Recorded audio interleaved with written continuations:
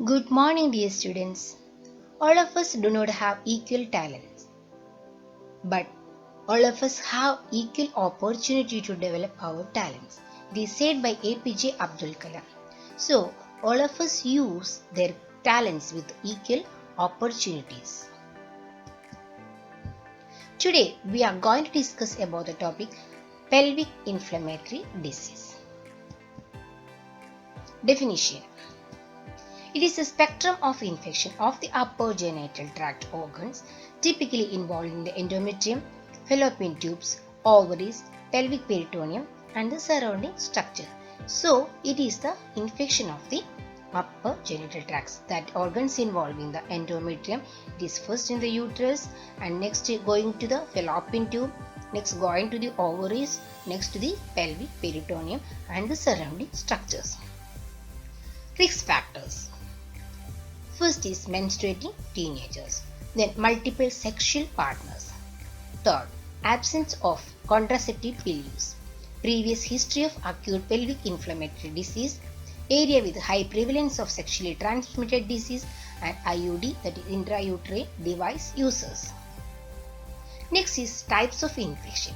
In the fallopian tubes, it is known as acute salpingitis and chronic salpingitis. In the ovaries, this is the salpingitis, acute salpingitis. You can see the fallopian tube is inflated. Next, ovaries. It is known as omphalitis.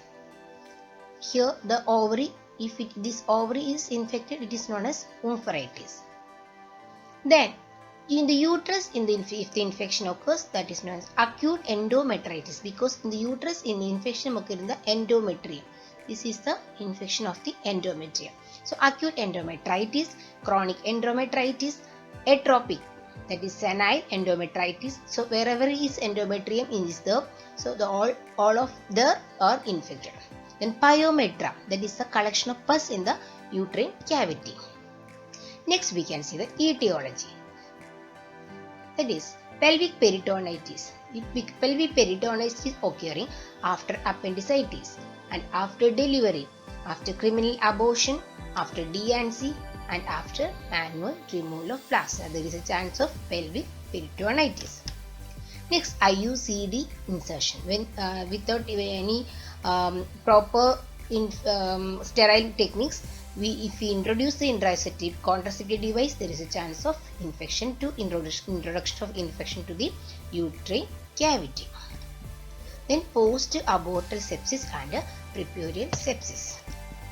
Next is a TB. These are the etiological factors of pelvic inflammatory disease. Next, we can see the causative organism. First is sexually transmitted organisms are Neisseria gonorrhea, that is 30%, and Chlamydium trachomatis, that is 30%, Mycoplasma hominis is 10%. This is sexually transmitted organism.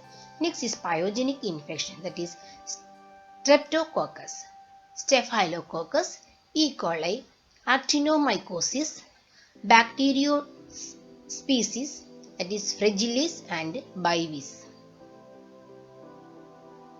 Next, Streptococcus and Peptococcus. These are the pyogenic infection and sexually transmitted infection which causes the pelvic inflammatory disease. Next, we can see the pathology.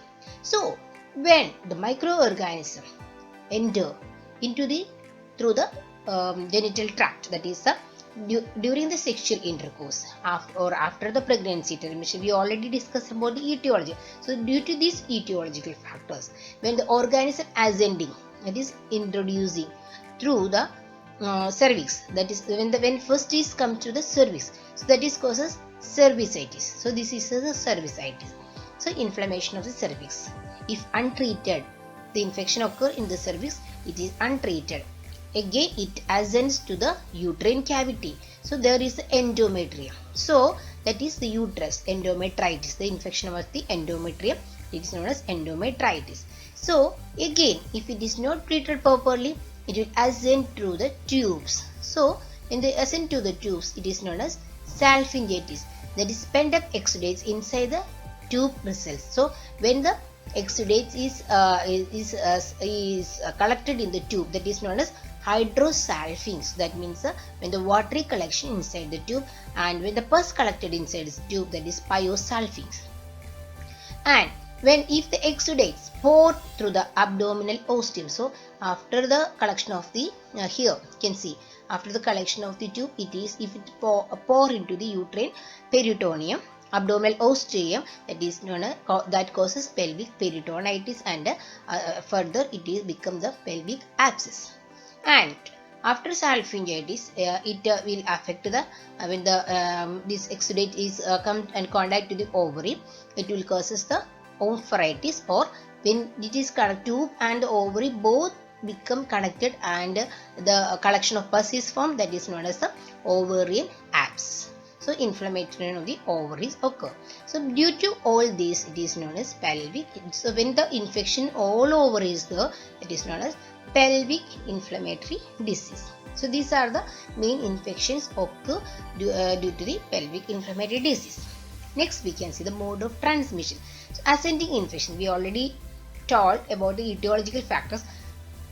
Due to the etiological factor, when the microorganism ascending of that is ascending the infection. So ascent of gonococcal and chlamydial organism by surface extension from the lower genital tract. So this from here it is enter, then the cervical canal by way of endometrium, here is endometrium, to the fallopian tube. Okay, and facilitated by the sexually transmitted disease vectors such as sperms and trichomonas. Then the reflux of menstrual blood along with the gonococci into the fallopian. So with the, if the menstrual blood, it is reflex flow occur to the fallopian tube and other possibilities. So the here after the menstruation, when the reflex flow of menstrual blood occur through here also causes the that is the ascending infection through these causes. Next is the through uterine lymphatic and blood vessels across the parameters. So if the infection occur in the uterus, that is endometrium, through the lymphatic system, it will go to the lymphatic system, that is the Mycoplasma hominis and a secondary organism. So that infected the again the blood vessels, it goes to the blood vessels and affect to the other parts of the uterus. Okay, that is causes the other mode of transmission. Second is the uterine lymphatic and blood vessels crosses the parametrium. Next we can see the clinical features. It pelvic inflammatory history and examination. That is, first we can see patient will be having severe abdominal pain, usually bilateral, okay, and in lower quadrant. Usually the peculiarity of the abdominal pain is it is bilateral and the lower quadrant. Next, there will be abnormal vaginal discharge, fever and or chills, nausea or vomiting, dysuria,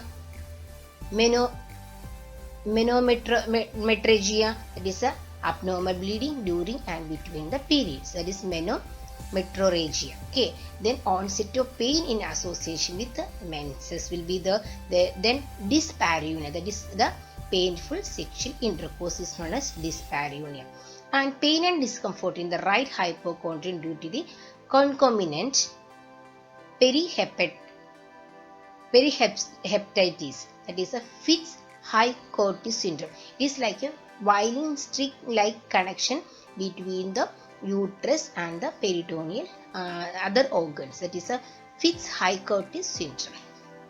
Next is temperature is elevated to beyond 38.3 degrees centigrade, and there will be backache, general malaise, loss of appetite, tachycardia, tongue coating, that is shows the dehydration. And we can see in case of pelvic abscess, patient develops severe diarrhea and passes small quantity of loose motion due to rectal irritation. So these are the main symptoms or clinical features usually seen. This we should be having severe abdominal pain, discharge, fever and chills, nausea, dysuria, menometrorrhagia, onset of pain in association with menses, dyspareunia, backache, temperature is elevated, general malaise, loss of appetite, tachycardia and tongue coating. Next is this is a Fitz-Hugh-Curtis syndrome. You can see from the uterus and the sometimes ovary and uterus and peritoneal area, there is violin string like adhesions can be seen. In the examination, abdominal examination, speculal examination and the bimanual examination should be done. So first in the abdominal examination, it shows distension combined with tenderness and rigidity in the lower abdomen. So when the abdominal palpation, we can see the distension and combined with tenderness and rigidity in the lower abdomen. Then a speculum, this can see, there is a purulent discharge. The speculum examination shows purulent discharge emanating from the cervical canal. Next, bimanual, that is with the hand inserting through the cervix. So through the vagina, there is a bimanual examination in an acute state cervical movement tenderness. So when we try to move the cervix, moving movement tenderness and tenderness in the fornix. This is a posterior and anterior fornix. Fornix are only evident, and so when we are trying to move, there is a tenderness in the fornix are the only evidence of pelvic infection. So these are the abdominal examination, speculum examination and bimanual examination. Next is investigation. The blood investigation. Ears are more because of the infection. Ears are more than 15 mm per hour. Then serological test for syphilis for both partners should be done, and leukocyte count will be more than 10,000 per kg. Then culture of the purulent secretions should be done. That is discharge from the urethra or Bartholian gland, cervical canal, pus from the fallopian tubes during laparoscopy can be taken. This is the, you can see this is salpingitis, is inflamed. Okay. Next is the laparoscopy. So in the laparoscopy you can see this one. So from the picture, this is shows the pelvic inflammatory. The tubes are swollen. Okay, that is laparoscopy. Hyperenemia and edema of the tubes can be seen, and purulent X-rays from the fimbriated end. From this fimbriated end, there is a purulent discharge, and tubes are freely movable. Okay, and tubes are not freely movable because this will be very heavy to move. That's why it is very very swollen. That's why it is not freely movable. Then pyosalpin, see the pus collection in the tube can be seen, and violin string like we already told, Fitz-Hugh-Curtis syndrome. So violin string like adhesions in the pelvis also can be seen through the laparoscopic examination. Next is a sonography. Dilated and fluid-filled tubes can be seen. Fluid in the pouch of Douglas or adnexial mass can be seen, and Kuldorff synthesis. Now we can aspiration of the fluid from the pouch of Douglas via a posterior fornix of the vagina. So while doing the Kuldorff synthesis, we can aspirate the fluid from the pouch of Douglas.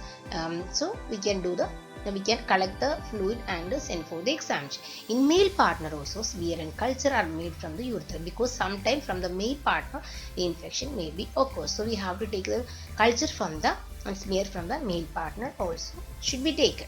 So this is the CT scan. Can be seen the here see the swelling. Okay, the tube, and this is Kuldorff synthesis. This is the pouch of Douglas from the see. This is the posterior fornix.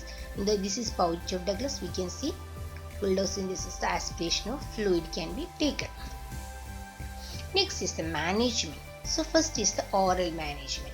Oral regimen, that is CDC 2010 oral regimen A. It is said that ceftriaxone 250 mg IM in a single dose and plus doxycycline 100 mg orally twice a day for 14 days can be given, with or without metronidazole can be given or cannot be given. So with or without metronidazole 500 mg orally twice a day for 14 days. This is the oral regimen A. This is for the outpatient procedure, outpatient treatment. Then cefoxitin 2 gram IM in a single dose and probenecid 1 gram orally administered concurrently in a single dose, plus doxycycline 100 mg orally twice a day for 14 days, with or without metronidazole 500 mg orally twice a day for 14. This is the oral regimen A. Next is the oral regimen. that is a C, that is a oral regimen C. The A and B we already seen. So C is the other parental third general cephalosporin, that is maybe example ceftriaxone or cefotaxime can be given, plus doxycycline 100 mg orally twice a day for 14 days, with or without metronidazole 500 mg orally twice a day for 14 days. So the optimal choice of cephalosporin in E is unclear, although cefoxitin has been better anaerobic coverage and ceftriaxone has better coverage against Neisseria gonorrhea. The theoretical limitation in coverage of the anaerobics by recommended cephalosporin antimicrobials might require the addition of metronidazole to the treatment regimen. Adding metronidazole also will effectively treat bivalve, which is frequently associated with the pelvic inflammatory disease. The next is the parallel. This is for the inpatient procedure. So that is all regimen A, that is cefotetan 2 gram IV, cefotetan 2 gram IV every 12 hours, or cefoxitin 2 gram IV every 6th hour, plus doxycycline 100 mg orally or IV every 12 hours can be given. Next is the regimen B, that is clindamycin 900 mg every IV every 8th hourly, plus gentamicin loading doses IV or IM 2 mg per kg of body weight. Weight followed by maintenance dose of 1.5 mg per kg every 8 hourly. Single daily dosing, that is 3 to 5 mg per kg can be substituted. Then if the improvement is there, ongoing oral therapy should be consist of doxycycline 100 mg orally twice a day or clindamycin 450 mg orally 4 times a day to complete the total of 14 days therapy. When tubo-ovarian abscess is present, clindamycin should be continued rather than doxycycline, because clindamycin provides more effective anaerobic coverage. So that is outpatient and inpatient coverage. So outpatient, when treatment giving in the outpatient, we have to give proper rest, proper fluid intake, and analysis also can be provided. Analysis, antibiotic coverage already discussed, and analysis can be given. In inpatient coverage, we can provide proper hygiene, that patient can be admitted in the patient. This is after for oral treatment. That is after 3 days patient is not responding, then only inpatient treatment or parent regimen can be started. So 3 days 72 hours, that is substantial clinical improvement, defervescence, reduction in direct or rebound abdominal tenderness, reduction in uterine and adnexal cervical motion tenderness. If yes, then switch to oral from parenteral after 24 hours clinical improvement. If on oral, continue the same.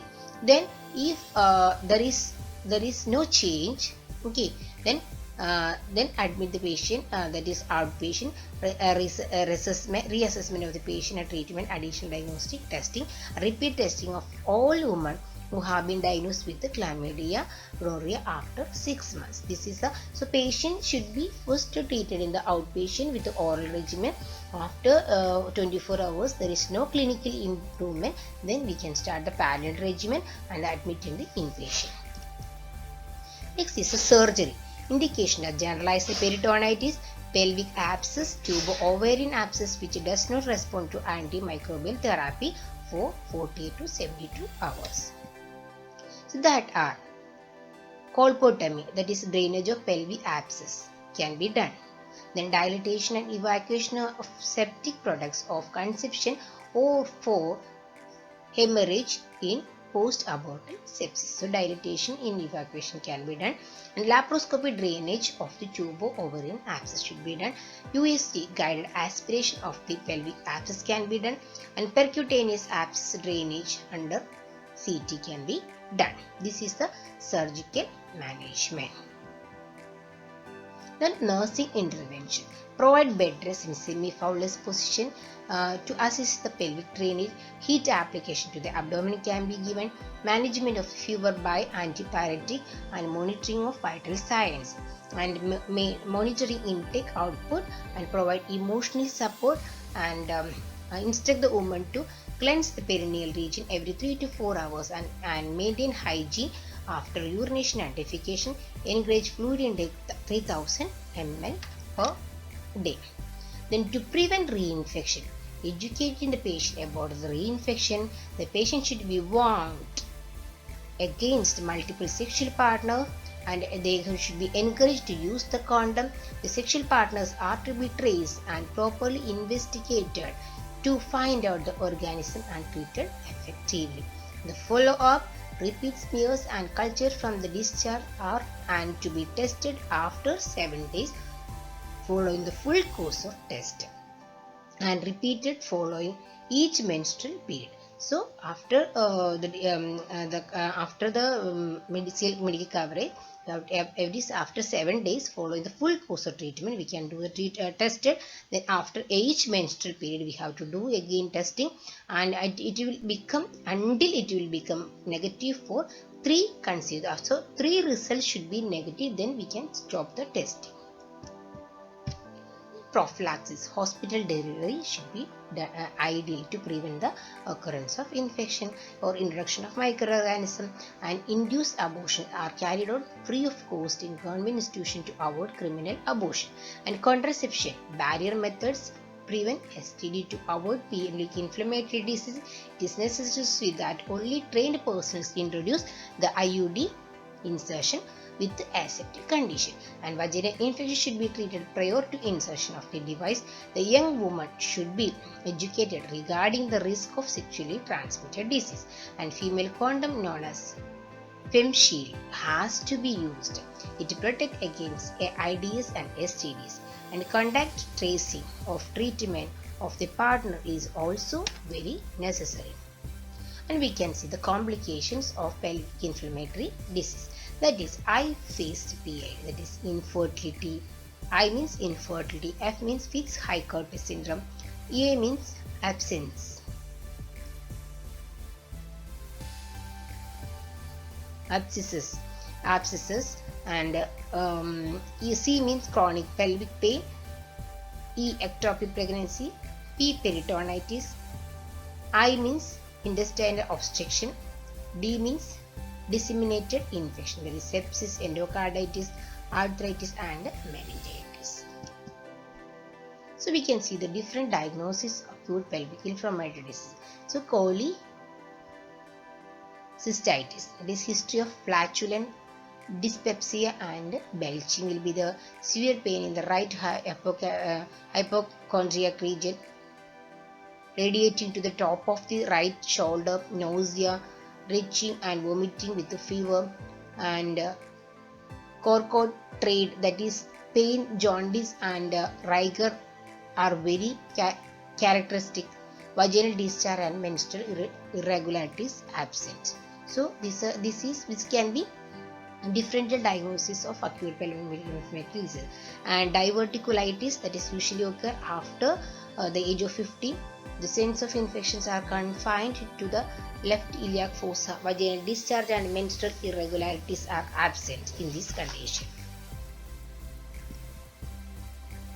Next, ectopic gestation. It is temperature normal or slightly raised, and vaginal discharge, leukocytosis and raised ears are absent. Yes, signs of internal hemorrhage would be the used to confirm the diagnosis. That is ectopic gestation. And twisted ovarian cyst, that is sudden pain in the abdomen with the occasional vomiting. Pyrexia usually absent. Menstrual irregularities and vaginal discharge absent. Tender abdominal lump and USG to confirm. And acute appendicitis, pain is initially central around and umbilicus and then radiated to right iliac fossa.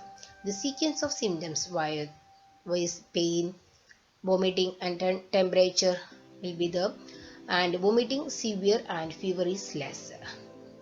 tenderness at McBurney's point. Vaginal discharge and menstruation irregularities will be absent. And ruptured endometriotic system. Patient is afebrile, no vaginal discharge, dysmenorrhea, menorrhagia, and pelvic pain before acute episode. So these are the differential diagnoses. Again, some of these are the benign ovarian tumor, that is unilateral, no menstrual trouble, no dyspareunia. Malignant ovarian tumor in an elderly woman, rapidly growing, tenderness absent, USC and FNAC. Then tubercular tubo-ovarian mass, that is presents as recurrent chronic pelvic inflammatory disease, often unilateral. Laparoscopic examination, endometrial histology, and culture help in establishing the diagnosis. Next is ectopic pregnancy. This pregnancy test can be done. USG and laparoscopic examination will confirm the diagnosis. Next, uterine fibroids. Symptoms and pelvic findings are very similar. Fixity, tenderness, however, go more in favor of chronic pelvic inflammatory. And pelvic endometriosis. Endometriosis is different. There is similar clinical features in laparoscopic examination to confirm the diagnosis. So, that's all about the pelvic inflammatory disease. I think all of you are clearly understood about the pelvic inflammatory disease. It is the inflammation of the genital tract. Usually, this involving the endometrium, fallopian tube, ovary, and the peritoneal cavity. Okay, so that's all about pelvic inflammatory disease. It must need the proper antibiotic coverage until the all infection subside. You should do the check. That's all. Thank you to all.